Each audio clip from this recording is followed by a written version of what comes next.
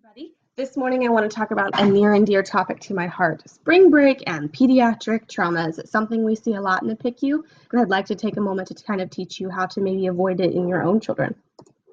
So seasonal concerns. Spring break is upon us. Summer is right around the corner. People are acting a little flighty, and they're getting all over the place, and they're doing a lot of fun stuff, and a lot of bad things can happen with fun things. There's better weather, birthdays and birthday parties, holidays, other factors all line up to storm. And there are more pediatric trauma alerts between March and July than any other time of the year. So the perfect storm I mentioned, what is that? Good weather, good friends, little to no parental supervision, free spirits, less stress. It's the end of the semester. And then there's the right place because of the good weather, boating, swimming, ATVs. And then if they're a little older, perhaps some alcohol, depending on the age group that could get snuck in there and really alter things for the worse. So the good friends, there are a lot more gatherings and parties this time of the year, which means lots of children and adolescents all the same age hanging out with one another away from school in an exciting capacity. And a lot of times their personalities change a little bit when they finally get out and about and have to focus on the stresses of impressing others and maintaining relationships and whatnot. There are new homes to explore, new pools to cannonball into, new girls to impress. It's just a whole new environment, and children can start acting different than what they do at home in those new environments. It's kind of a defense mechanism. And then there are new toys to try out in big yards where parents aren't always there to supervise. Personal story, I was at a 5th grade schools out party. We were at a friend's house with a very large home, large pool, large yard, large wooded area behind the large yard. And the host of the party had just received an ATV for his birthday and wanted to try it out with some of his friends. So 4 10-year-old males snuck off from the party. No one really realized they were gone. And one of them did die from being alone in the woods in an ATV accident, and there wasn't anything the other 3 boys could do. So what can you do? Remember, your children need to socialize. Don't become reclusive. Don't panic after reading this and thinking about, oh my goodness, all of these things can happen to your child. Yes, but I'm going to teach you how to maybe avoid those situations.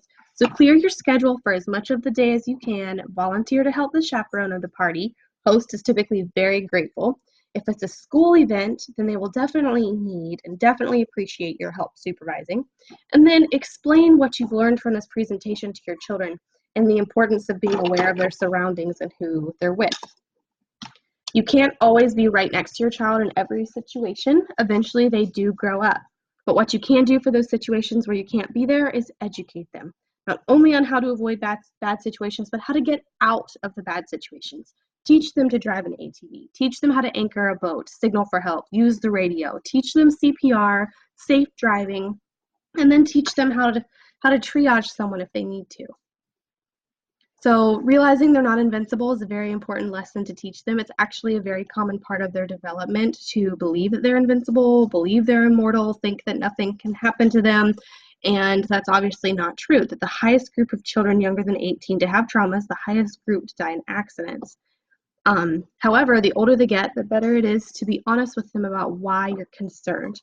Ultimately, you can say, hey, I'm the parent, I told you so, you can't do this. But sometimes a deeper understanding goes a long way. They need to know that you aren't being mean, but are trying to protect them. Perhaps you've seen a pediatric trauma yourself. Sharing that story with them may make all the difference. So here's some safety guides that I included. The first one's on boat and water safety. Your major concerns are collisions with obstacles or other boats, head injuries if falling overboard, drowning, especially if the head was injured while falling overboard and they became unconscious, mechanical failures and fires, and being stranded because they ran out of fuel, not being able to use the radio. And then one of the larger concerns that you may not realize is hypothermia. The minute they fall into that water, but they're okay, but no one knows how to use the life flotation devices. He wasn't wearing a life vest, all of these different reasons that he can't get back in the boat. He can die of hypothermia in just half an hour if the water's cold enough. And the water doesn't have to be Titanic cold either. It can be a nice 85-degree day outside and the water be deep enough to still be very, very, very cold, and they can still go into shock that way. So wooded areas plus power machines. Major concerns, crashing the vehicle, obviously, injuries from that crash, especially head traumas, hemorrhaging from any part of their body, no cell service or no way of getting them out from underneath the power machine, and then other people can't carry injured person to a safe location. These two graphics on the side, wearing a helmet while using an ATV reduces face and neck injuries by 50%. So did you think that the 4 10-year-olds that ran off were wearing a helmet? No, none of them were. And helmets have been proven to really, really save lives. And then the bottom graphic shows a baby elephant next to the ATV on the scale. An ATV really does weigh at least 600 pounds.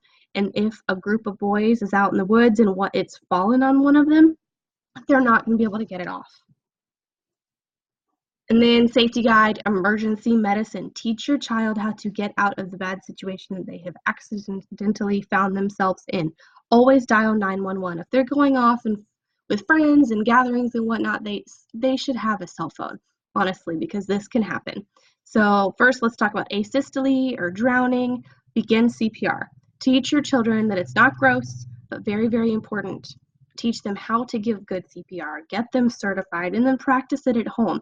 They could be the only kid in a class of 30 that knows how to do that, and it could save someone's life. So head injuries, keep them awake and alert as much as possible until help arrives. Bleeding, and this can apply to head injuries too. Hold pressure on any open wounds, especially abdominal bleeding or bleeding from long bones. A child can bleed out in a matter of minutes if it's in the right spot. So teach them how to hold pressure.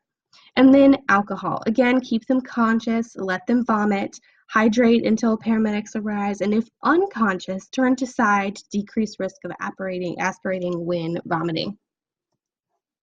And then just remember, guys, stay safe out there and remember to have fun. If you have any questions, let me know. These links here are from the graphics, but they also are within websites that have a lot more information about pediatric traumas themselves. Thanks for listening and have a great spring break.